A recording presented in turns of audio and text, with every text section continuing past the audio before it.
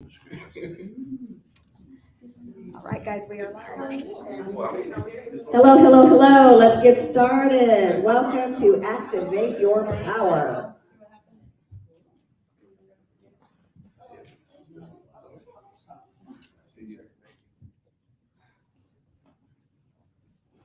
So I want to talk to you guys tonight about being a slave to an illusion.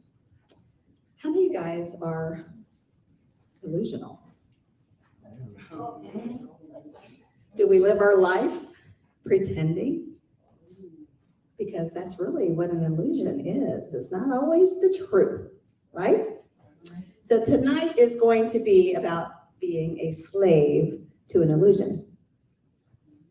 So while you're hearing these speakers talk about their slavery, I want you to think about what you are being a slave to in your life that's really just an illusion. You know, I am a slave to dirty dishes.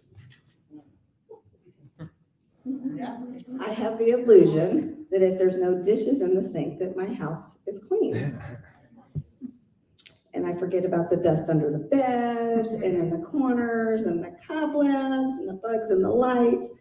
But my dishes are clean, so I have the illusion that my house is clean. And when I talk about a clean house, I'm really not talking about the house. I'm talking about you.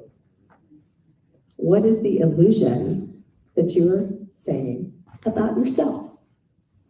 So our first speaker, very interesting story, and I'm not sure what he's going to share tonight, but he was an up-and-coming musician.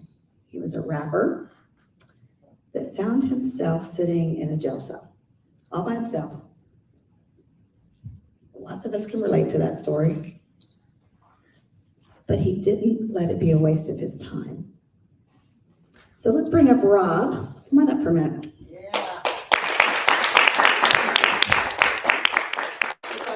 You. Welcome, welcome. Before I turn it over to you, I want to know what you think of an illusion right now that's happening in your life. Well, I can think of one that it's not necessarily happening, it's happened. I became a slave to it, and I'm trying to unshackle myself from it. And it's the imagery and the messages in rap music that gave me a sense of validation when I was a young kid that I realized didn't give me any validation at all. It actually led me to prison. Yeah. So that was the illusion. Absolutely. Well, I'm going to turn it over to you, so welcome to the stage. That's all good. How's everybody doing tonight? That's good. I'm glad to be here. I'm thankful and I'm grateful. So God is good. My name is Rob. I go by ROB, Reflection of Brilliance. That's what it stands for. Now that's even interesting. I'm gonna jump right into this because when I was a kid, and I made it up in my mind that I wanted to be a rapper. Every rapper has to come up with some type of stage name.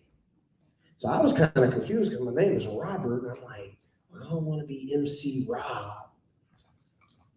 I didn't even know what to think of, but I wanted to be myself. I wanted to be as closest to myself as I could, although I had to create this package. So I said, you know what? I'm a little guy. I'm 12 years old. I'll go by Little Rob. So as I got older, I'm like, well, I'm going to get older one day. Am I going to be 40? Still calling myself Little Rob. So this is part of where the illusion kicks in. So I said, I got to come up with a name. So I said, I get it. ROB. But it wasn't reflection of brilliance. It was something that was disrespectful. It was something that was ugly. It was something that was nasty, but it was something that was cute to a 13, 14-year-old little boy. And it was an acronym that I defined my name as that I got from what hip hop was feeding me at that time during the early 90s. So I nicknamed myself ROB, riches over, and you fill in the rhyming word with that. Now, when people, they say, what's your rap name? I say, ROB, riches over, whatever. I said, oh, that's I like that. That's just good. So as a 13, 14-year-old kid, I'm like, I got it. But it was the Snoop Dogg's of the world. It was the Ice Cubes of the world. These are great rappers. I still listen to these guys' music and ideologies and everything because they've grown as well. But I was a slave to their illusion. So one day I was at the mall with my mom. By this time I'm 18, 19 years old, and I was calling myself a professional. I was on my way to being a professional. So I'm at the mall, and I'm kind of popular. So everybody's, hey, R.O.B., this. And my mama like, wow, you're pretty popular. We were at Bannister Mall. And somebody walked up to me and was like, what up, R.O.B., riches over. And I looked at my mom, and she said, that's disgusting. Rightfully so. I spent about 2 or 3 years trying to come up with a better name. Because then I started finding myself in relationships with girls. And I'm like, they interested in my rap career, but I'm telling them my name is Riches over. It just doesn't make sense. But they're a slave to the illusion as well because they're still dating me, allowing me to say that. Now, although it's a made-up character, it still comes from within. So obviously the hip hop is affecting my subconscious. Now, I'm going to go back to my childhood and help y'all understand how I even started rapping. It's even interesting in itself. I was a straight A student, a wordsmith. I used to speak fluent Latin. Nobody speaks Latin. But I realized that if you study Latin, you'll learn about 90% of the world's languages. And you will also probably have a promising career in the medical field, and I wanted to be a doctor. So I didn't understand, because rap music wasn't saying take Latin. Rap music wasn't saying embrace education. Well, there were some rappers that were, but the corporations didn't support that message. They had to feed me the illusion, the rapper with the big chain that looked like the drug dealer outside that I looked up to because he had all the trinkets that my rapper had, the rapper that I looked up to. So I'm becoming a slave to the illusion because when I walk out of my door on 39th Street, it's dudes selling crack with big gold chains on, nice cars, and all the ladies. Now, they don't rap, but they look like the dudes I see on TV. So I'm drawing a correlation. I said, well, they're rapping about what these guys on my block do. So I guess if you do that, you can do the rap. And you're also a real MFer. And then what they say, I'm real. So I said, well, if I engage in this criminal behavior, it'll validate my existence as a rapper. Oh yeah, they'll say I'm real. I said, listen to him, he's real. He really stands on the corner. He really sells crack. He's really shot at people. People have shot at him. That guy's a rapper. Now, whoever said that was a prerequisite to be a rapper? Nobody. It's the illusion that's being peddled. And we, all of us, all of them outside, we've all accepted it.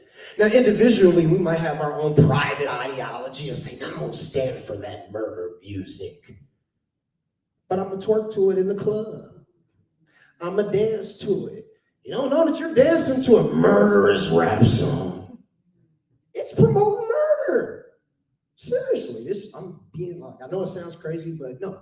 Listen to Hot 103 Jams. Listen to the top 5 rap songs. I will guarantee you that they are promoting murder. Now, when I'm in a community, I see a lot of pain for murder. I don't see any profit for murder in this community. I don't know about you guys. Somebody's profiting from that music. And it's not necessarily the rapper that's making it. Somebody's profiting from it on a global level, right? So, as I got older, I'm taking my music career more serious because I'm an ex-gang member. I'm an ex-straight A student, so I got the pizzazz of an intellect. I got the drive of a street guy, so I got it. I'm going to be a rapper. Now, as I'm growing up, my parents, they like, man, what's happening to him? I went to Lincoln, 9th grade. You had to be a smart kid to go there. But what happened was, I wanted to be a rapper. So those teachers that heard about me in middle school, they say, hey, Robert's going to be attending this school as a freshman. By the time I got to school, first day of school, I had a big gold chain on, a Rolex bracelet, white t-shirt, Rockport boots. I remember people were like, oh, that's Robert, the straight A student from King Middle School. Yeah, I had been indoctrinated. My dad died, hip hop became my dad. Hip hop started teaching me how to live my life. Meanwhile, my mother, she's like, what's happening to you? She had to acquiesce because I was so deeply involved in it. Up all night writing. Put that notebook up, turn that light off, and turn that beat down because it's been playing on loop all night. Go to school. Now, science was my favorite subject. I'll fall asleep every day in science. And when I wake up, I'll just say, Miss Rimmer, just give me the assignment. I'll do it at home. But when I get home, I'll smoke a little pot and write raps. I was a slave to the illusion. Didn't know it. I'm an innocent kid. I get it, whatever. But I didn't know that I was starting a cycle of decisions because I was a slave. I didn't know. You see what I'm saying? Drug use, drug dealing, right? So here comes the meat and potatoes of the illusion. I meet a drug dealer, a big one. Not your run-of-the-mill corner standing guy. I meet a real drug dealer. He said, I'm gonna put my money behind you. I'm investing in you. You got it. Everybody knows you. Everybody likes you. I'm a drug dealer, and I need something to do with my money. What am I gonna do with all this money? Oh, you know people in the community. I'm gonna stand behind you. You're gonna help me get out of this life.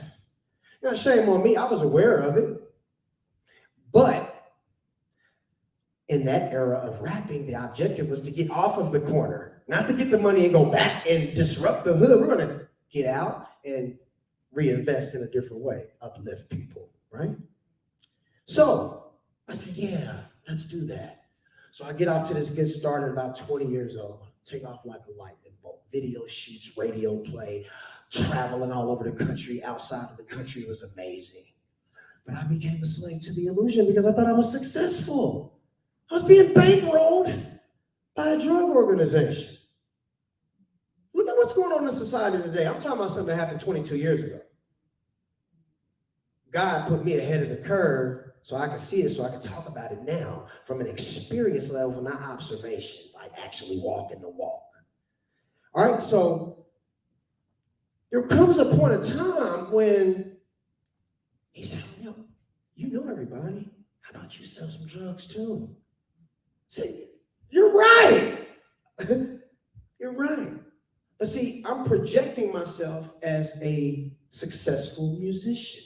So when my peers ask for advice, I have to decorate it in this language where it sounds good, but I know that the trajectory that I'm on is supported by the underworld. I can't tell my peers that. They say, Rob, how'd you get on the radio? Oh man, you gotta be good. Oh man, you gotta fight hard. That old fluff. Because I couldn't say, hey, check this out, homie. You gotta get out and get you some bread, dog. You gotta get out and get a bag, homie. Get you a pack and flip it and reinvest into yourself. I knew in my soul that would have been poisonous advice, but I was following the illusion myself. I was trying to save the next man. Meanwhile, I had made an enemy out of him. Rob don't want to tell him the truth about the music business. Now, this story is not a blanket story for every musician. I'm not about to do the rap game like that because I love hip hop. But I will say this is my story. All right, so I get involved with this guy, all right, and we get indicted. Scary when the feds come. It's a different story. So this is my first time in trouble. So I go to prison. I go to federal prison in New Jersey. So I'm sitting out there, and I was in lockup in CCA Leavenworth, and I watch the news every day. And this guy comes to me and says, hey, Rob, man, come watch the news with me. But this day I had an attitude, dog. I had some of my moms bothering me. So he said, hey, man, why are all these dudes killing each other? So, the first segment where they do the murders and the shootings and all the bad stuff. we're watching that first segment. I said, man, I don't know, man. I didn't feel like talking that day. I'm facing sentencing. So I said, I don't know, maybe hip hop is these fools' daddies. And I walked away. So when I sat in my cell, I had an epiphany. And I said, well, damn, maybe hip hop was my dad. Maybe I should write a book about it. And I did. So what that did is it burnt out. I activated my power, my God-given power as a writer. Okay, forget all the rapping. I just started off as poetry and plays and short stories in school as a young scholar. The streets influenced me to say, well, forget that. That's not cool. That doesn't get me the girls. The big gold chain and the rapping does. All right? So I get to prison and I'm mad at hip hop. So, you know, when most guys work out, they listen to some DMX. They listen to something that's going to pump you up. You know what I listen to? Taylor Swift. Selena Gomez. I worked out to them. So I got all these New Yorkers, New Jerseyans, and Philadelphians, and I'm doing time with these gangsters. And they're like, oh, what's up with this Kansas City dude? His frequency messed up. So I had to start telling guys that when I listen to rap music, it evokes a spirit in me that I don't like. And it's kind of dark, to be honest with you. Let me be honest with you. It's kind of dark. So it's so weird that now when I date women, when I talk to women, I say, what's your favorite rapper? I need to know how much she a slave is. I gotta know who your hip hop master is. All right? So I'm in prison. We wouldn't rap for nobody. They started finding out about me. Hey man, that's that one guy that was doing this in Kansas City. And they say, hey man, you know Tech Nine, you know Rich the Fat. Yeah, I know those guys, yeah, whatever. Hey, can you spit us something? Absolutely not. But we can listen to some of this Taylor Swift, don't work out. You know what I'm saying? So I was in there and I said, man, I'm writing this book. And the more I immerse myself in this book, the more I realized how much hip hop inspired every single decision I made in my life. Even dating. Oh, I don't want a wholesome woman, I want a twerker. One one's gonna have sex with me right after we walk out of the door. They didn't even know my last name. And I might be in a relationship with her because that's what hip hop told me to do. I realized that hip hop everything that hip hop promotes is counterproductive to being productive. You know what I'm saying? It doesn't promote me to have a wife. It doesn't promote me to take care of my children. It doesn't promote me to be a good member of the community. I'm not saying we're looking for all these positive rappers.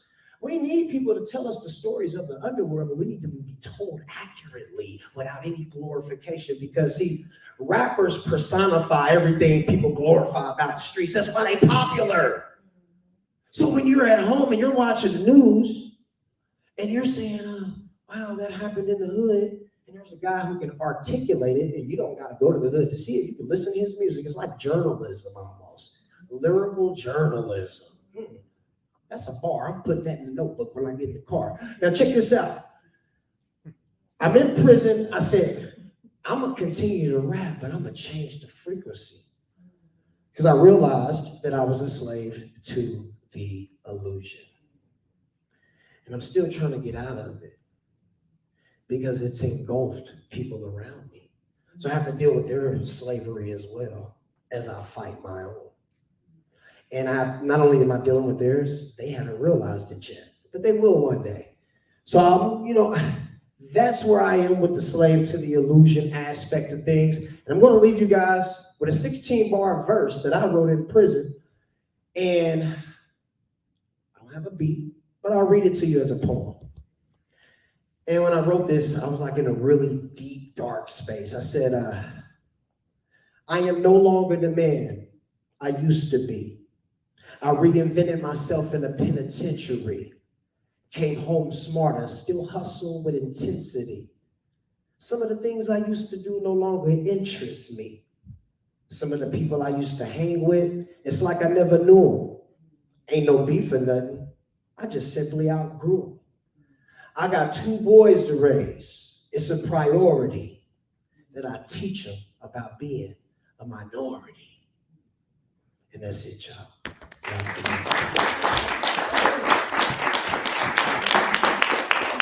That was wonderful.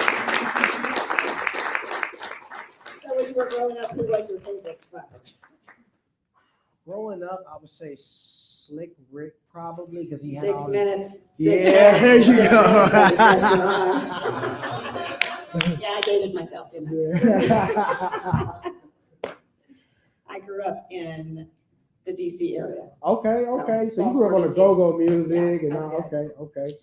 So what are you being a slave to? What illusion are you being a slave to? Are you thinking about that? The message I heard from him was, I'm not that person anymore. We should all strive to be that. So our next speaker, she's new to the stage. She's been here one time before. I gotta get her juices flowing here because she gets a little nervous. Mhm. So let's just kind of help her out with her being nervous. We're gonna bring up Heather Dawn, business owner, aspiring speaker, the motivation mentor. Let's give her a round of applause. How you guys doing? What's up? Everybody good? Yeah. Okay, I need you to do me a favor. What's up? I need you to close your eyes and pretend you're 13 and think about what your life's gonna be like. Does it look like it is today? Nope. Okay. I think one of the most dangerous things that we can do is to create an illusion of what life should look like.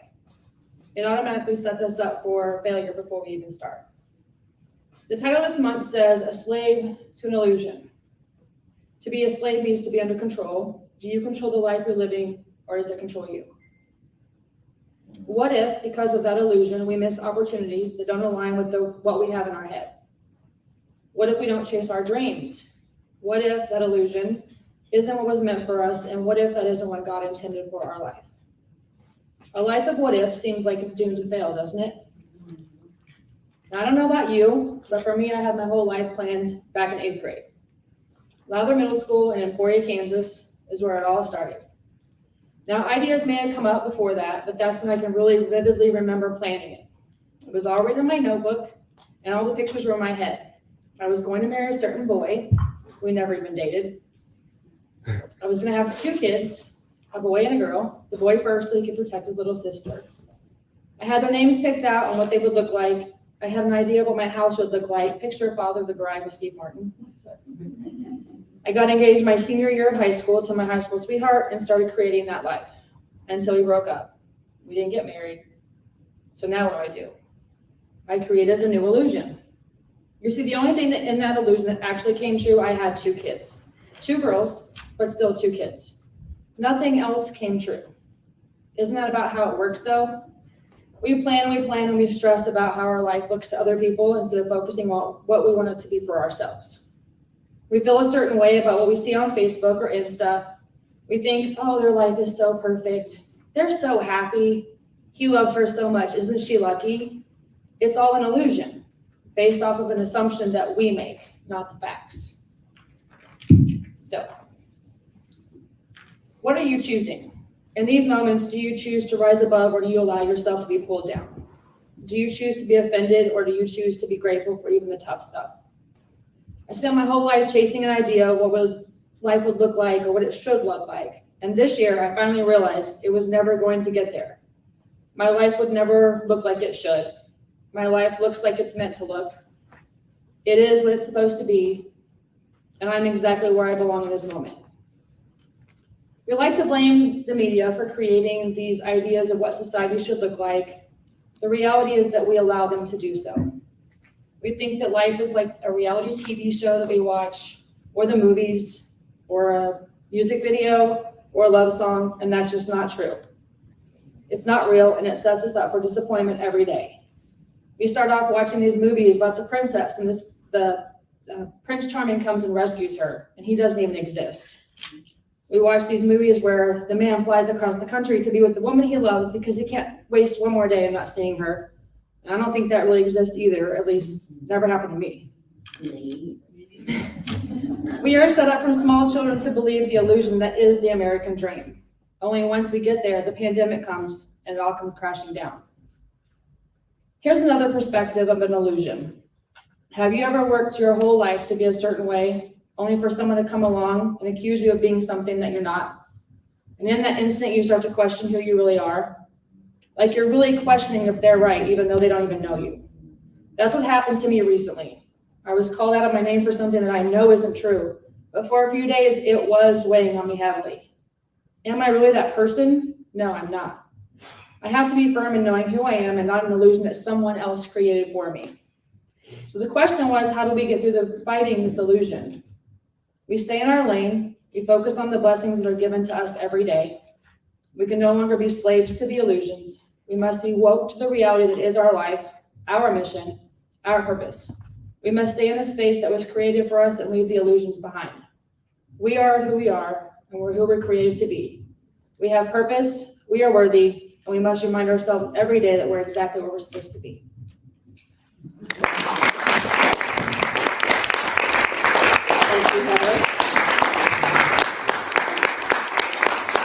Wasn't that amazing? Second time on the stage, how about that? She didn't seem nervous to me. Yeah, she did awesome. It helps when you have a community that loves you. And you know, I want to talk about the next thing here is don't be a slave to the illusion that you're not good enough, because you're good enough. Don't be a slave to the illusion that you don't have what it takes, because you do. So our next speaker is probably going to talk a little bit about that. Come on up, Chanel Powell.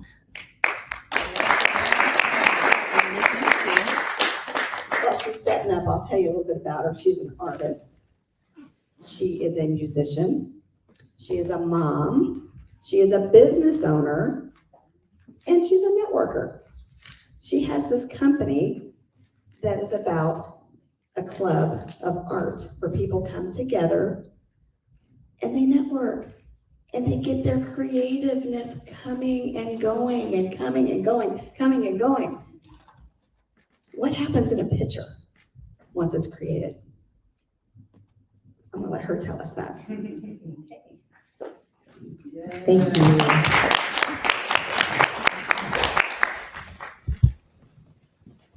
Some of you know that I'm an artist, and that's why I wanted to talk about art tonight, because slave to illusion, art is 100% illusion. So I thought, you know, as a master of illusion, I could speak on the power of art, and it doesn't matter whether you're self-taught or you're taught in school.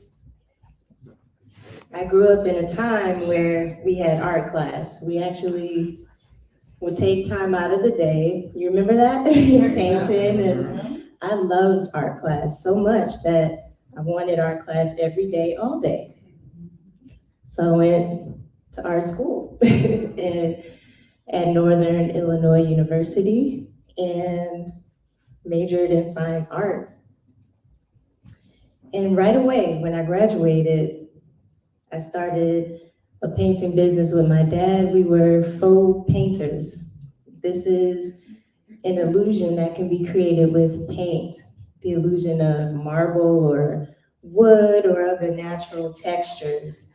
And that was something that I would do, and that worked out well. It was a seasonal kind of job, so I didn't really keep it for long before I became an in-house graphic designer, but it still kept my love for art going. I went on, and this is a painting that I did in about a month. I would take this big wooden board to the park with me and paint trees, and this is called Forest. It's about 5 feet by 4 feet. It's huge. It's like as big as I am, pretty much. But it hangs on the wall at my house. So does this piece from when I was in college. It was like, that was a homework assignment, but it's another big one that is in my bedroom. This is a piece of art that I did on another wooden board. It's in my bathroom. Art is all around me in my home, whether I created it or others have created it, whether I was commissioned to do it. Some are still work in progress. But these have sentimental value to me, and they remind me that reality is an illusion. I painted this so that every time I come home, I know where I'm at. And no matter where I've lived, that painting is a reminder that I'm home.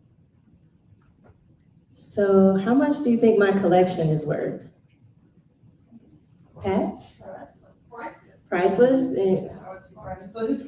Really? Okay, well. $1 million. Because of the sentimental value, maybe it's priceless, but it's also maybe 1 month's rent when I go and sell it on like eBay or something, right? Why?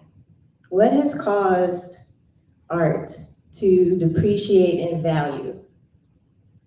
This. When the camera was invented, it made it easy to share your art everywhere you are. So I can show you all those pieces that are in my house on my phone or on my tablet or in another state. It doesn't matter where I'm at, right? But imagine a time before the camera was invented. This is in the Renaissance time. The artists would have to live in the mansion and paint it there on site. If you wanted to see it, you had to go to that house.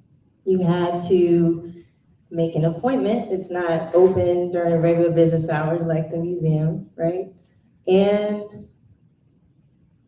you could only see it there. That painting doesn't exist in any other house. So the value was much, much higher. And these paintings were a symbol of wealth because everybody didn't just have art all over their house. And this was a time when art, you could say, imitates life. Even this is a painting of the interior of a home during that Renaissance time. What are they doing? They're gathering, looking at art. They're maybe adding a new one to the collection or making a trade or selling it. But that was the way of life. And then you might see paintings like this with the nude as the subject. And the nude's always looking away. She's a symbol of fertility, abundance, the divine feminine creative power, who's responsible for bringing all of that wealth and creativity into the home. But she's more like a magical goddess than a real person, until the illusion of voyeurism was born. And then all of a sudden, there was a cruel joke. When the painter thought it would be funny to make the subject look like she knew she was being watched, all of a sudden her gaze went from looking away to looking straight at the viewer. And that subtle change in eyes became a more seductive type of painting that was also popular back then.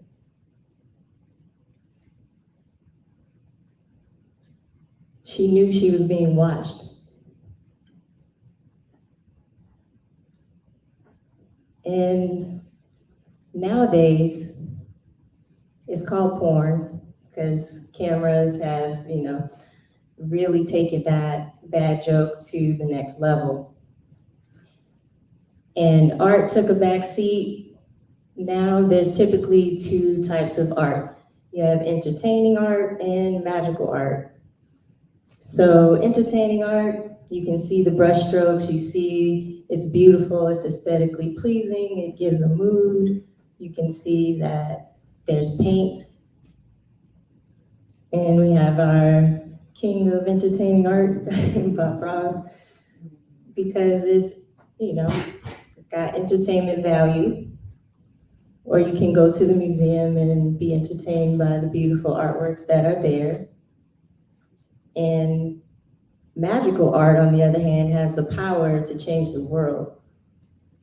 So back to the Renaissance period and the nudes, this painting was really controversial because this time, even though she's looking right at the viewer, she's got an attitude. She doesn't really want you to be looking at her. She's covering her private part. She's like, what are you looking at? And because of the surroundings that she's in, we know that she's actually a prostitute. But even though she's in that industry, she didn't want to be viewed at all. So that painting was like, wow, during that time. Similarly to how this painting in today's time caused quite a stir. This is a mural, but when I look at the people, I'm like, are they happy about seeing a new version of love, or are they upset about it? Everybody there has different reactions to it. And you just don't know what they're gonna take away from a powerful image. It just depends on what side you're on. Which is where we are with the media. It's making magical art that can program our DNA. And how it's doing that, it's, first it was just a still picture, but then motion pictures started. And you might not realize it, but that's art. We are inundated with art all day, every day. Can't go to a cafe or anywhere without this art, this magical art. And it's changing the world one image at a time, one show, one movie at a time. And instead of art imitating life, like it once did, now life imitates art. So how many of us have been influenced by that magical media art and started being influenced, like Rob talked about, and Heather? Yeah. So I just want to show some of my recent digital works to show how we've been all given creative power to make our own magic art. This is a piece that I did on my iPad. And depending on who's looking at this piece, it has the power to influence or change how you view the world. I'm not going to tell you what it means to me, but the magical power that I've seen in that piece is that everyone takes away something that speaks to them.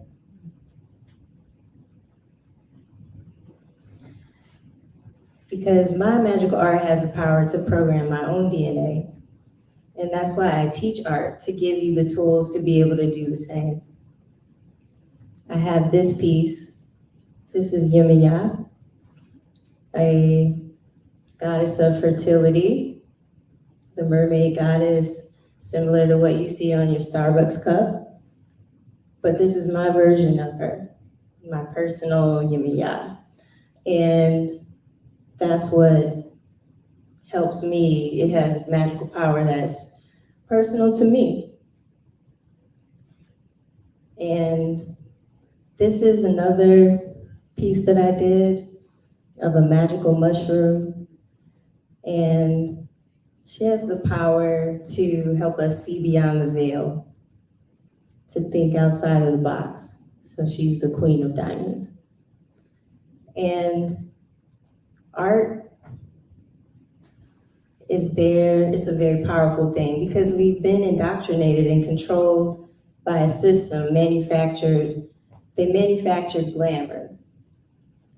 It's all just manufactured glamour so that you are a consumer. Hollywood, magazines, and TV. That's what the invention of the camera really did, was bring about manufactured glamour. And so if you realize that, you can see through that illusion. I haven't watched TV in so many years, or the news, because there's a freedom. It's making a choice with your free will to eliminate those distractions and tap into your own creative potential. And I'll leave you with this quote: I am a leader in my own world, and that's enough for me. Thank you. Thank you, Janelle. Isn't art beautiful? All forms of it. Because it's in the eyes of the beholder. What you might not like, somebody else loves, and what you love, somebody else might hate. So art is an illusion. There is lots of artists in here tonight. So I see Erin Page is in the house. She's an artist. I do a little bit of drawing. Rapping is an art. Poetry is an art. There's lots of things that are art. Pat, are you an artist? Well, no, exactly. So I do think her art is priceless. It is. Because it brings her joy. She- Their goal would not see as a successful artist. That is true. Nobody would find his art. That is true. Very true. Very, very true. So as we bring up our next speaker, I want you to think about yourself and what illusions you were fooling yourself with. So Tokyo, come on up here for a minute.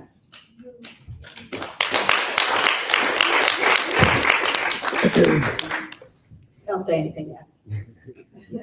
I want you to just imagine this man right here. Step back a little bit so the camera can get you. I want you to think about what his voice sounds like. Okay? I want you to think about the illusion that's going to come out of this man's mouth before he says a word. What is it going to sound like? Can you tell him hello? Hello, everybody. I'm 3 years old. We're going to let Tokyo tell you his version of being a slave to the illusion. Good evening, everybody. It's Tokyo.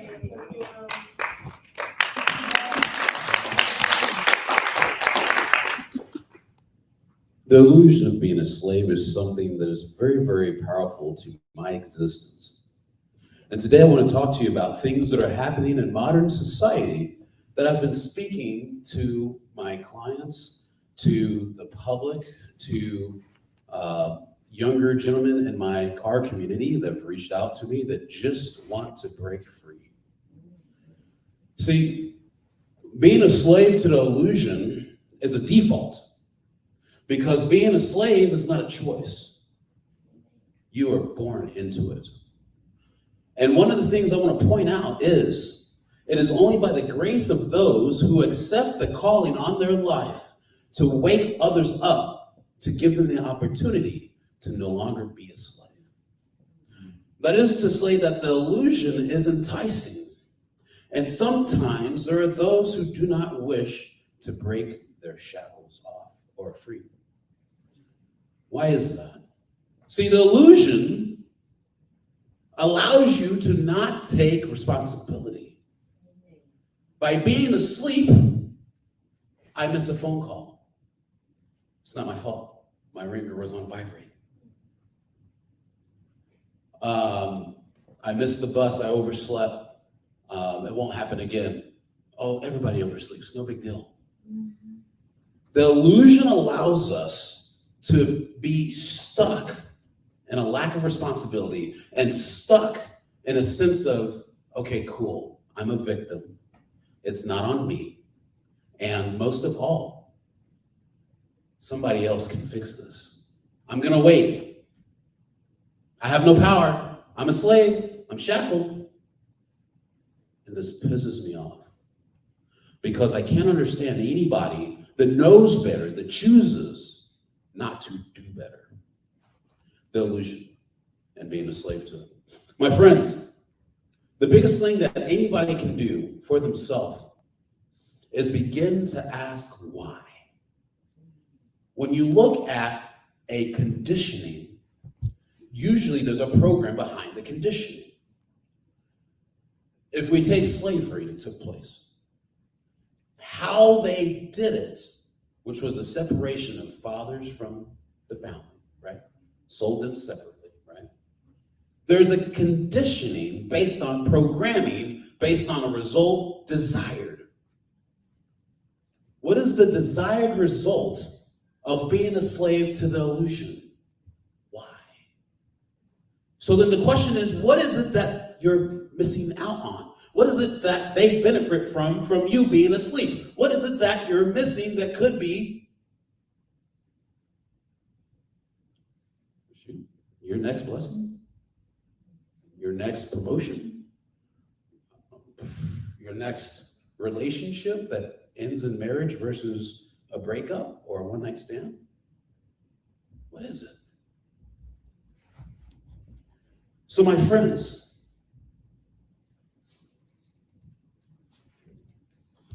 I almost feel like I'm not talking to the audience in this room.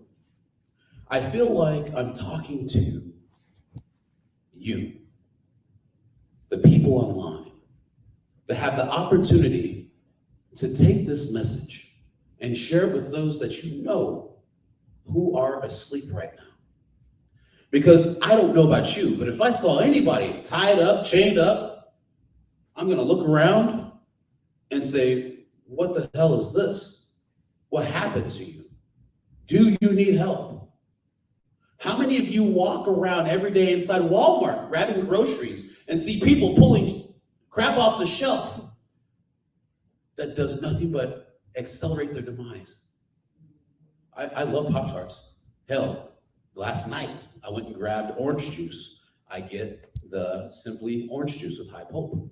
And I know that it's verified, right? Simply's good stuff. I don't trust Tropicana. But anyways, above it in another section was Lunchables. Lunchables! I ate them when I was a kid. And it was the good one, not the fake pizza one. It was the ham and the little cheese thing with the crackers. And I was like, you know what? For $1, I miss those things. But when you flip it over, you see the illusion is that's not real ham. And it sure as hell ain't real cheese. Cheese ain't orange. There's yellow number 5 all up in that thing. And number 6. Look it up. So when I look at these things, you know what? Let me backtrack. I was in Whole Foods. I looked at a pack of trail mix. Good deal. Big trail mix, a pound of it for $5. Yellow number 5, red number 2, blue number 1, for the M&M candy-coated pieces. Why? You're so close. It's peanuts. It's chocolate. It's raisins, almonds. We're so close to having something nutritious, and you have to candy coat the dang chocolates? No matter where we look, they want us to fail. And I'm going to segue into this, because this is now a soapbox. I'm not speaking to you guys. I'm sorry. I'm not here to speak. I'm here to vent. That's what I came here for. That's why I was quiet. Because here's the other piece. Social media. It's not the problem. It only amplified the human narrative. We think social media is bad? No. The demon inside of you that tells you that you suck because the person online is at a vacation home that you can't afford, that's your ego coming from your false narrative. Oh, wait, hold up, my false narrative, what's that? Well, there's this thing called the shadow self, the aspects of yourself that you don't like, that you suppress instead of deal with them effectively with a therapist or, through meditation and healing and talking to God and developing that relationship. You try to just accelerate I don't want to deal with this right now, I'm going to suppress it. Well, yeah, that starts to become sentient. This is a theory, so I can't prove it. This is for myself. Our shadow self is a sentient being. Why? Because when I sit at home and I have to force myself to go to the gym to get the abs, because I want to look good for next summer, because I haven't been in a pool in over 10 years, because I don't feel that I'm good enough. Hello. I have to force myself to go there only because that version of me, that sentient false self that creates the entrapment of this cage, says if he gets the abs, well, I've created an identity off of wanting. And if he gets the abs, well, shoot, I'll have no purpose. But we can't let him do that. Here, this to remind him how comfortable the couch is. Remind him of that anime that's coming out, that just came out, it just updated, 7 o'clock is on right now, right? Let's see, make him forget where he put his keys. Make him forget where he put his workout pants. Self-sabotage. You guys have experienced it. Maybe not in the gym scenario, but you've experienced self-sabotage. Let's take it business. The phone call you're supposed to make with that person that might have had an opportunity for you to get another client, or the opportunity to get another mural to paint somewhere, or an opportunity to, right? And you're like, dang, what did I do with that card? Dang, I forgot to make that phone call. No, you didn't. If you reached a level of success that you wanted for yourself, then that version of you that wants the big fancy house and the nice things would not exist. It would die. You'd be the person and the version of yourself that you've always wanted to be. And it can't have that. So it's gonna make you forget. You're gonna, right? Now, this is to say that slave to the illusion could possibly mean being a slave to ourselves. Well, shit. I can't just let me go. That's not how that works. I've tried. I've slapped myself a few times, mainly to stay awake at 3 o'clock in the morning, but still. So what do?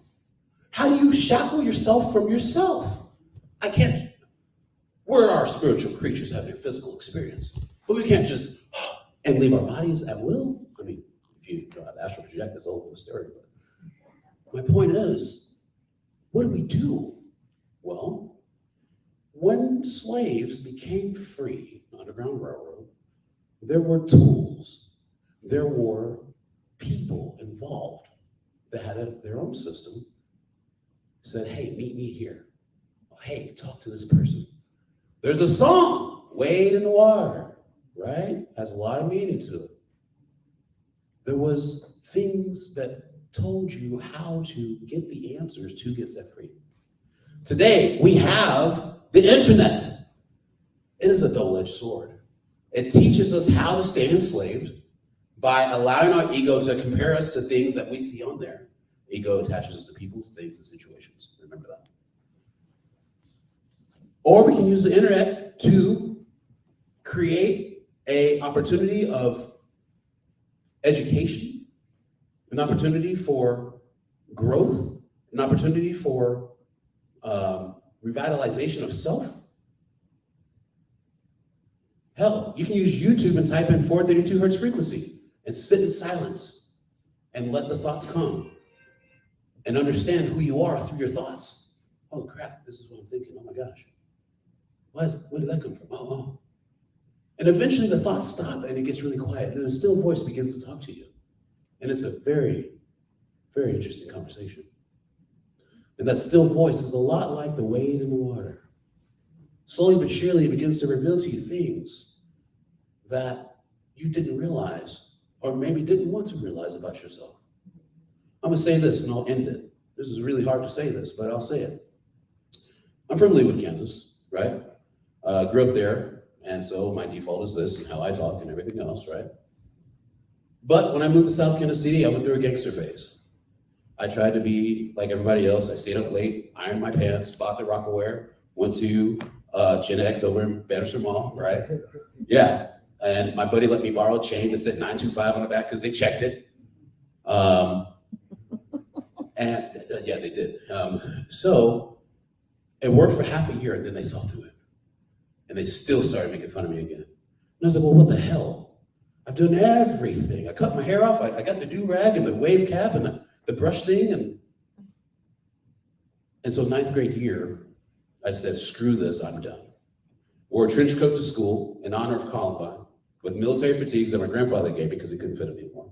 And at the time, I was doing Civil Air Patrol at the Richard Kabauer Air Base.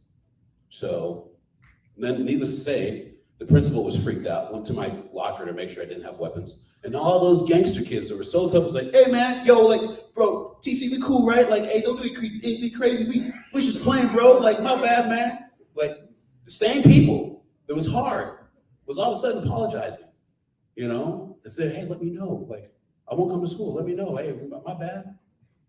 Now, from that experience of mine growing up in Grandview came, I'll just say it, prejudice. I became to hate the hip hop culture. I became somebody that hated people that dressed and sat like that, straight up, because they were the ones that persecuted me for being too white, right? They laughed at me. I go to Ryan's, right? They're no longer around.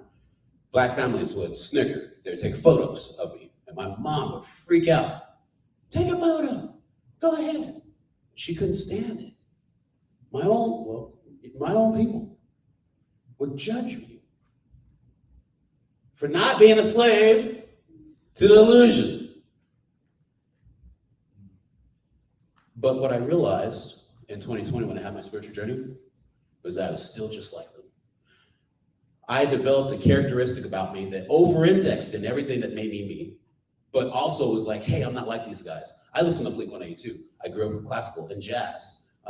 These are my friends over here. I don't have any black friends, right? Now, there are a lot of things about me that I can't relate to in African-American experience. I've been pulled over multiple times. I got pulled over last week. I don't fear for my life. If I'm speeding, usually I get left with a warning. It sucks, right? However, what I learned from my spiritual journey is when I was in the system, where my ego was controlling me, I did everything that most African Americans do. Men, African American men. I used everything outside of me to create validation. They usually do gold chains, the donks, and everything else, right? Because without that, I'm nothing. For me, it was a Hugo Boss suit. It was the Coach watch. It was the car I drove. As I got older and started going to Power and Light, it was how many girls I had slept with, right? Like, I had decided to use everything outside of me to create a value because I didn't think I was good enough. Now, this is correlated back to not having a dad in my life, that I didn't have an origin story of who I was. So then I was programmed to tell what I was, what made me a cool guy. And isn't that an illusion, right? And it wasn't until I realized this that I was like, holy crap. I was like, the hip hop culture is not a bad thing at all. Shit, they're just like me. I'm just like them. I'm using things outside of me to create some kind of value. I'm boisterous in my own way with spiky hair. I used to have spiky hair back in the day. I used to blast techno music and Japanese music out of my car, right? So I was no different. I was in my own slave illusion. But it wasn't until I broke free from the egoic self, that false narrative, that need for self-sabotage. Well, there wasn't a need, just self-sabotage, that allowed me to have empathy for all African Americans and realize like, oh crap, like they're not the enemy. It's just a programming, right? Back in our grandparents' day, they dated and bragged about the guy being educated. And today, me speaking educated is laughed at. It's an illusion. So how can we break free from that? Who can you break free from that? We all have a responsibility.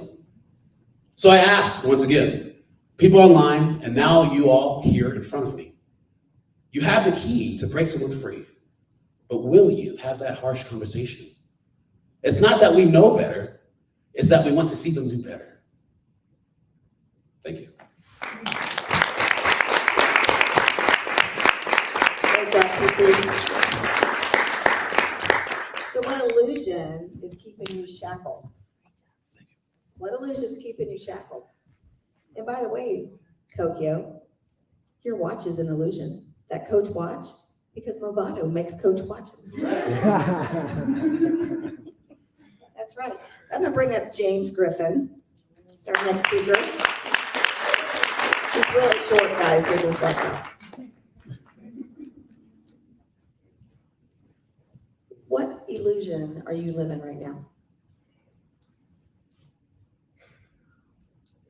The illusion that I'm breaking free from is the illusion of not being worthy of love, not being enough, not being valuable, just by being me. It's a lie. Let him know it's a lie. Talk to us about it. Well, I wrote this poem, I would say a few months ago. We seek because we think we lack. That dangling carrot, we find ourselves chasing it, but in reality, maybe it's holding us back. The mind loves to pit us against ourselves. If it's not one thing, it's another. We put our peace, love, and happiness on layaway, slowly slaving away, only paying off the interest day by day. It's only when we realize and see with our real eye the lies we love to tell ourselves that kept our minds tied to a reality built by lows and highs. If we choose to see this game from a different side, if we choose to see ourselves from the high rise, maybe we will begin to realize that no matter what season you may be in, we always have the choice to identify with how we materialize. We put our peace, love, and happiness on layaway, slowly slaving away, only paying off the interest day by day. Now I need a show of hands. How many people are tired of paying off the interest?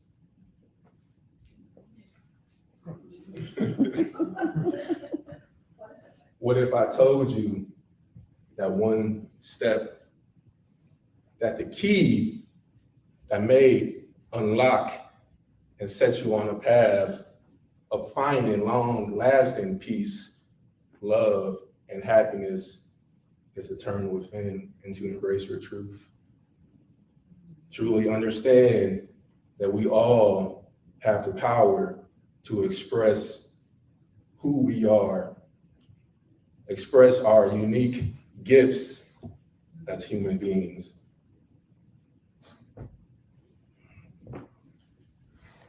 I know in my life personally, right now, I feel like I have really tapped into who I really am. I have tapped into who I want to be when I grow up, to the person that really is stepping on his path. Yesterday, I was in bed scrolling through Facebook, and one of my baby cousins, it was his first day at school, and he was holding a little sign, and in that sign, basically, what it said was, when I grow up, I want to be a grown-up.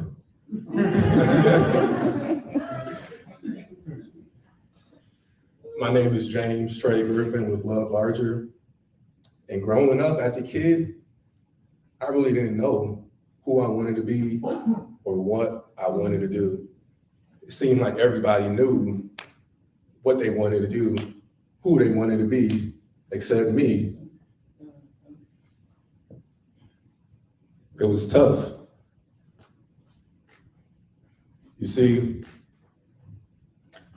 I was waiting for a defining moment in my life that would set me on a path that will lead me to understanding who I wanted to do or what I wanted to do for the rest of my life. I remember when I was a senior in high school. You see, I was a good student, so I was good, got good grades, did all that, but still there was something inside of me that was like, is this it? When I was 17, senior year in high school, let me tell you how I picked the school I went to and my major. I was sitting with a group of friends in front of the class, and we were all talking about where we want to, where we want to go and what we would like to do. And basically, I had no real definition, but at the same time, I knew a living had to be made, and I knew money had to be made at the same time. So one of my friends, he was like, yeah, I'm gonna do engineering, electrical engineering. And he told me his reason why. And I'm like, I can do that. Right then and there, I'm like, I'm doing that. Just like that.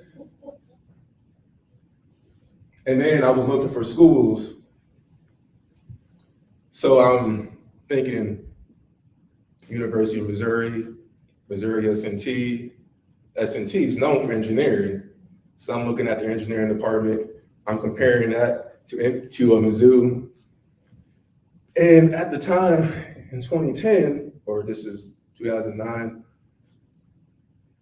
Mizzou was only ranked 1 behind S&T.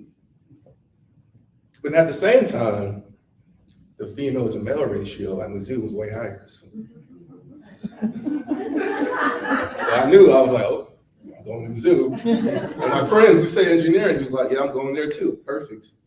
We can be friends. We'll continue our friendship, help each other out. So fast forward, a few years later, getting ready to graduate.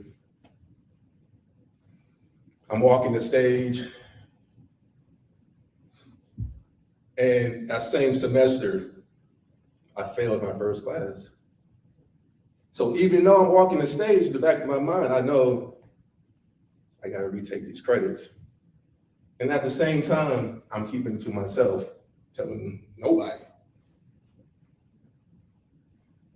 See, just 6 months ago, I told my parents that actually there was a gap where I was uncertain about whether I would receive my diploma or not. Even though you saw me walk the stage, there was still a space where I didn't know what was going to happen. I had to wait until the summer semester and cross my fingers and hope that I would get a loan or something would come through so I could pay for these classes. You see, in my eyes, and this was a pattern that, like TC said, we're born into, the pattern being a professional people pleaser. The pattern of creating this image, this illusion that we're perfect. And see, that perfection, it makes us impervious to outside judgment. And at the same time, we feel like, well, if I'm able to meet all your expectations, then maybe I can continue to fill this void with your love. And it's ingrained just as a child. So I'm just continuing the pattern over and over and over again. So that guilt and that shame of me facing that truth just kept the illusion going. So I graduate.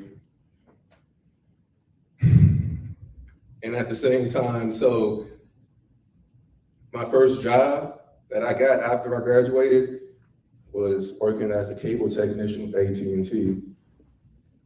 That's right. I was a cable guy. Think about that. Spent all this money, got this piece of paper, got this degree, but yet I'm installing cables, climbing poles. You see, this reflected because my heart wasn't in the school. There was a lot going on in my family life at the time that was pulling my attention, and yet I'm still continuing the pattern of being a good student. So let me finish this off, receiving this job of being cable technician, which was needed because I'm coming home to my mom almost being evicted. So money had to be made. It was what it was. But at the same time, I'm telling my friends that I'm working downtown at the AT&T building as an engineer. So my parents know, but everybody else around me, they think I'm an engineer. Again, I didn't break this illusion 6 months ago. Fast forward a few years, AT&T is playing games, cutting hours, laying people off. I'm like, yeah, it's time to go find something else. One of my coworkers, he mentioned, he's like, yeah, Honeywell's, they're hiring, you should apply. So I applied for a position. I'm thinking to myself, oh yeah, this could be a stepping stone. So again, I entered Honeywell, and I still continue the illusion because I wear a lot of Mizzou stuff. My mom always buys me Mizzou stuff. So they always ask me, oh, you went to Mizzou? Of course, that leads to, oh, what did you study? And then leads to, oh, you're an engineer. Why are you in this position? Right? Continue the illusion. Oh, yeah, I'll wait 18 months because it's an early position that says you got to wait 18 months. And then after 18 months, you can apply for an engineering position, knowing back in my mind, it's 4 years after I graduated. If you know engineering, you got to keep up with it. So in my mind, I'm lying to myself and lying to them. See, it wasn't until I was talking to a friend. See, at the same time, Honeywell was a blessing. It was a divine time out. I say that because it paid well for doing what I did. I had enough space to think, and the people around me were positive. See, there was a friend, a coworker of mine. She was talking about her engineering projects because she was studying to be an engineer. And as she was talking, there was a sparkle in her eyes. And I saw that sparkle and I'm like, that sparkle is not there when I talk about engineering at all. So I'm like, where is my sparkle at? So I'm thinking, I'm in there contemplating. Like, at the same time, the gym was my safe space. So I got pretty good at working out. And at the same time, I got pretty good at when people would come to me, because I'm a lot smaller right now than what I was 5 years ago, but they were like, I need some advice about how to get strong. I need some advice about what to eat, all these different things. And that brought joy to my heart to help them become better in their physical fitness. So I was thinking, oh yeah, let me go ahead and start maybe being a personal trainer, physical therapist. But it all led to me really asking myself those tough questions, asking myself the right questions, even when I was scared or I may have been scared of the answers. See, that was the first step to breaking the illusion, was asking the right questions. And after that, learning to listen to what comes up and discerning what is for you and what is not. See, after that, I went through a trial period of just trying to figure it out again, really going through a process because the gym led to health, that led to fasting. Fasting is what really opened me up. It really allowed me to fast, not from food, but from everything. I was taking my attention, my energy, and just have space for just myself. And that's when I really started to cultivate a connection with who I really was. And also become endowed with the courage to take that step, take that leap. So third step is taking the right action, the right inspired action. Because there was a time where I was like, yeah, God told me that this is what I'm going to do, so I'm going to quit my job. My mom she started crying. She's like, you can't quit that job? You just started working there 2 years ago. Lucky for me, I didn't quit that job. And then 4, learning to forgive yourself as you go through the process. Because I was super hard on myself, thinking I had to be this perfect being in order to validate my own worth and my own value. See, I made a promise to never betray my heart, to always listen and be brave enough to take that step, even through fear. This is what led me to being on stage right now, and to meeting the people that are around me, to setting up intentional communities to help other people step into their own power, to become the best version of themselves. So I'm tired of paying interest. So I'm taking that love, peace, and happiness with me, and leaving the guilt, the shame, not feeling worthy, all that behind. Thank you.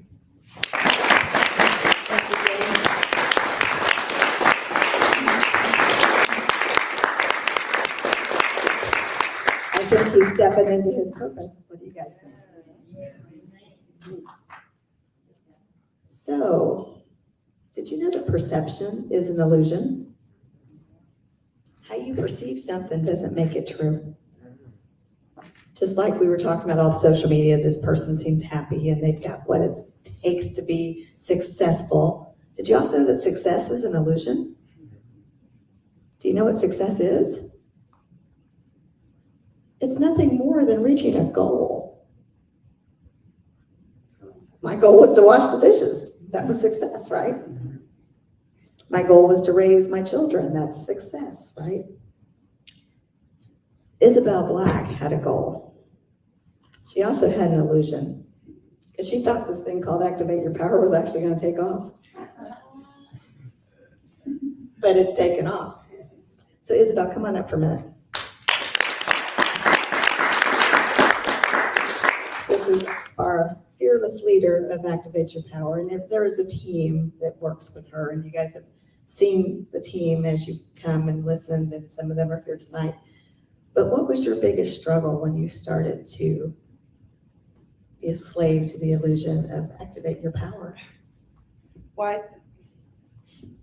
I think the biggest illusion that I learned leading up to Activate Your Power Now was the illusion that my happiness lied within everybody else, within a place or within a thing. So that was the illusion that I guess I saw through, I became aware of. And that's what I say, awareness is key, because once you're aware, you have a responsibility. And I became aware that my happiness is within. I am happiness. You are happiness. So we don't seek it, we be it. So why don't you tell us your version of a slave to an illusion? Be happy to. Thank you, Fran. Well, thank you everybody once again for being here. Second Wednesday of the month, and month 9 of Activate Your Power Now. It was a 12-month commitment here at Unity Southeast and to this community. What I learned after starting Activate Your Power Now was that people that were introduced to my life with the year leading up to Activate Your Power Now were actually people of this community, and I had no idea until after starting Activate Your Power Now. So it's just confirmation this is where we're supposed to be, and this is what we're supposed to be doing. So thank you everybody who supports us and who comes, who shows up online. This isn't about we ask $10 for tickets, but it's not about the $10. I mean, we're gonna do it either way, whether we get $0 or whether we get $1 million, but it would be great to have $1 million. So if you don't buy a ticket, donate, because we're growing. 2023, we'll be selling out to a couple different communities of people that have asked us to go, please activate the community. Again, this means a 12-month commitment wherever we go, because we're not interested in just going and saying a couple cool words to some people. We truly want to be impactful. We want people to have that same awareness that I became aware of, and that was that I have the power. I have the power to change my life. I have the power to change my community. I just have to step up to the plate. And I invite you all to do that too. So I'm Isabel Luz Camacho Black, or Izzy, the Intentional Healer. I've shared my story with you guys, if you followed along, where I've been on survival mode since about 5, 6 years old, first grade. I too was born into illusions. When we found out we were gonna be using this topic, slave to an illusion, and as I started touching base with other speakers, and they said, well, I'm not sure what I'm sharing, really meditating on this and really having to dig deep, and all I kept thinking of was, what illusion am I gonna share? Because I was born into illusions. I created illusions of my own. I passed on illusions to my children. One of the first illusions that I remember becoming aware of as a young girl after moving in with my aunt was that, I'm gonna take it back. So after moving with my aunt, that was my first experience of religion. My mom and my dad, they didn't go to church. And I guess that's the first illusion, actually, was thinking that my story began at my birth. Because my story begins way before that. My mom and my dad, my mom was 14 when she got pregnant. My dad was 16. They were runaways, they were drug addicts. My dad was one of 11. His parents from Mexico, very hard workers, entrepreneurs. But he was just the bad seed out of the 11 children. And where they come from, anything that comes from a bad seed is bad. It's just what it is. You deal with it. So living with my mom and my dad for some years, we didn't go to church. We didn't talk about God. We just sex, drugs, and rock and roll, I guess. But after moving with my aunt in 4th grade, I went to church regularly. And I remember constantly hearing these poor 3 kids, Ruby and Oscar's children, they're gonna struggle at life. They'll probably be drug addicts. And they didn't even get baptized, so they're doomed to hell. Those parents really dropped the ball. Now their children are gonna suffer, and so will their children. And I heard this, they didn't tell me directly. Kids are paying attention. They're listening to what the adults are saying. So when I moved to my aunt and I was going to church regularly and I got to see my cousins doing First Holy Communions, confirmations, all of these things, and all I kept hearing was, well, you poor thing, your parents didn't baptize you. You poor thing. And I finally asked, well, is it too late? I was 10 years old. I said, is it too late? Because I wanted what they said they had. And my aunt said, well, I guess it's not. My friends were starting to get ready that I went to school with to do their First Holy Communion. I couldn't do mine because I wasn't baptized. I wanted God to love me too. I wanted to be a part of his kingdom. So I did what I always did, and I asked, what do we need to do so that I can be baptized and so that I can do my First Holy Communion? Because I want to belong to the kingdom of God. So I worked double time, more than my peers, because I was taking 2 classes at once so that I could keep up with them. But after I did my First Holy Communion and I got baptized, I didn't feel any different. And now I was just really confused because I heard of such an awesome God and this man named Jesus and all the wonderful things that we could have if we just asked for them. That was another illusion. I believe now to be true that we never have to ask for God to be in our life,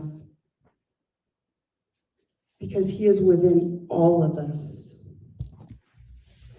So that was a big illusion I had to break free, because for years I chased this God that I was taught was outside of me.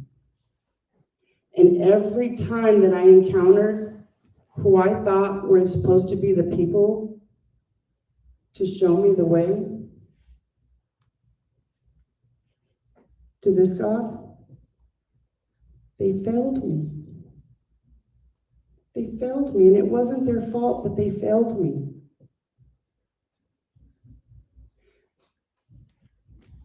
So again, if you follow my story, it wasn't until 2017 that I finally listened to that voice inside that said, "You're enough. You have everything it takes already within you to be the person you want to be. You just have to figure out who that is. Who do you want to be?" It's that simple. The lies, get rid of them. You'll know you're in alignment because you'll feel peace. How I learned to get into alignment was spending quiet time. If you live a busy life, I'm sorry, I know the titles, the accolades, kudos to you. But I'm telling you, if you live a busy life, you're more than likely out of alignment. Because quiet time should be taking up the majority of your time.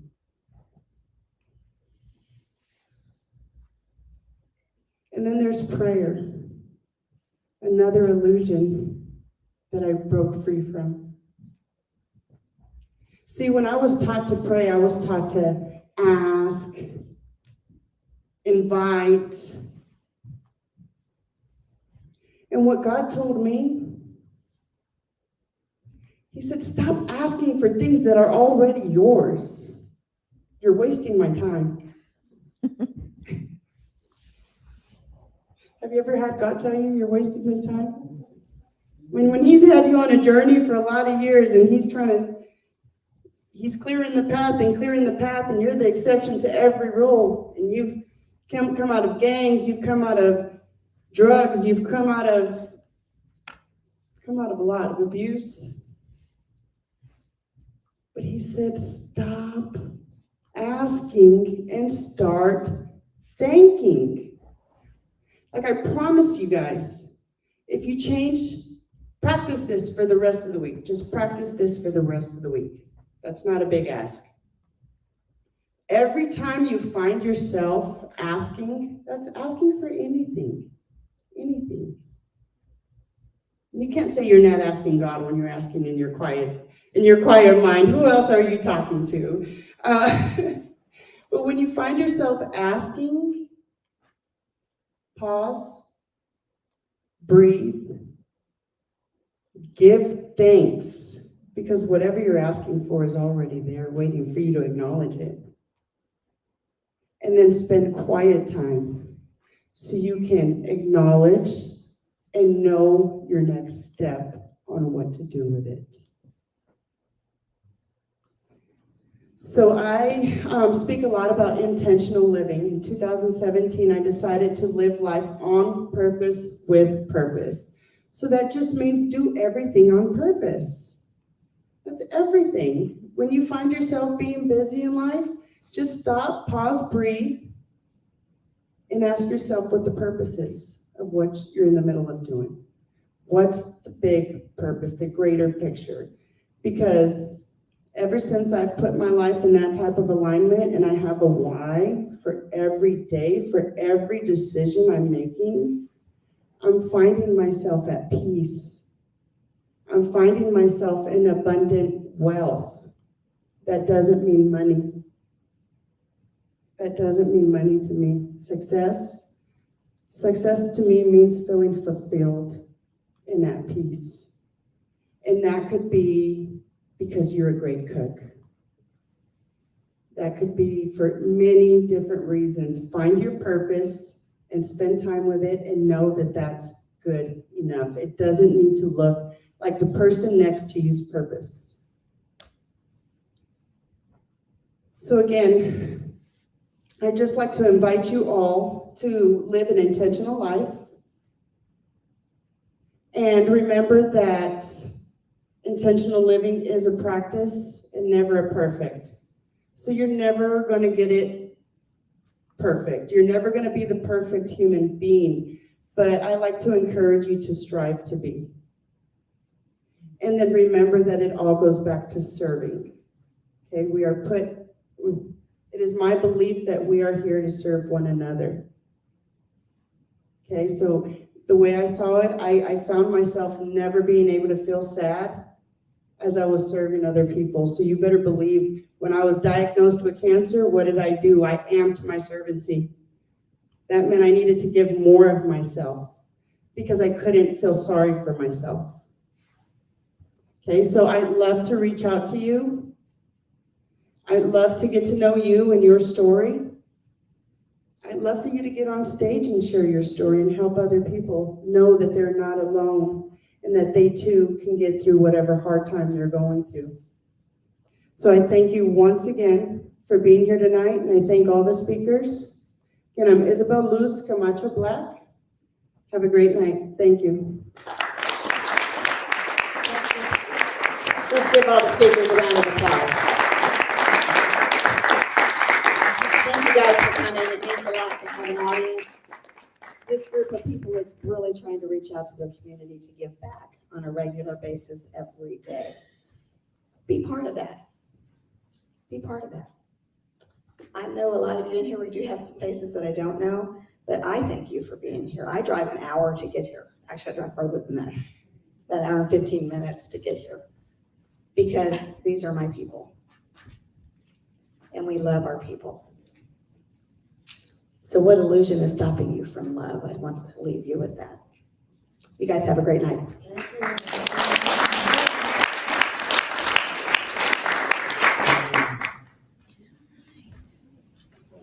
Anybody want to?